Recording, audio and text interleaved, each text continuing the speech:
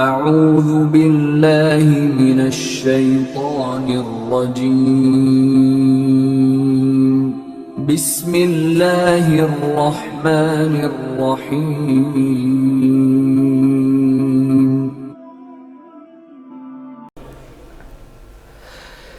میرے آقا علیہ السلام کی دوسری حدیث پاک علم کے حوالے سے، علم یہ ساری فضیلتیں جو علم کے حوالے سے ہے نا، وہ علم دین ہی ہے، علم دین کے بارے میں کریم آقا علیہ السلام کی حدیث پاک ہے کہ جس بندے کے قدم جو ہے نا وہ طلب علم میں غبار آلود ہوئے، طلب علم کے اندر جس بندے کے قدم غبار آلود ہوئے تو کیا ہوگا؟ میرے کریم آقا علیہ السلام نے فرمایا کہ جس بندے کے قدم طلب علم کے اندر غبار آلود ہوئے تو دو فرشتے اس کے لیے صبح و شام استغفار کرتے رہیں گے۔ اور پھر ایک دوسرے حدیث پاک کے اندر صرف دو فرشتے نہیں ہیں، کل مخلوق ہے،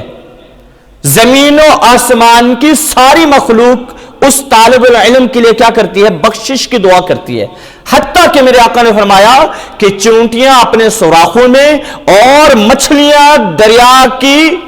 پانی کے اندر ان کی گہرائیوں میں اس بندے کے لیے استغفار کرتی ہے۔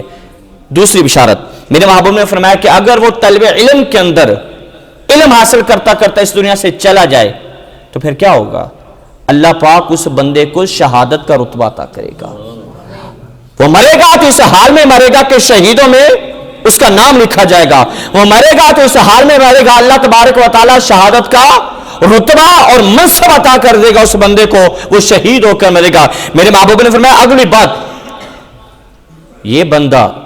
جو اللہ کی راہ میں علم حاصل کرنے کے لیے چلا اور فوت ہو گیا، قبر کے اندر جب جائے گا نا، قبر میں داخل ہوگا تو اللہ پاک اس کی قبر کو جنت کے باغات میں سے ایک باغ بنا دے گا، جنت کے باغوں میں سے ایک باغ اس کی قبر بن جائے گی جس نے علم دین حاصل کیا۔ اور میرے محبوب نے آگے فرمایا صرف اس پر نہیں،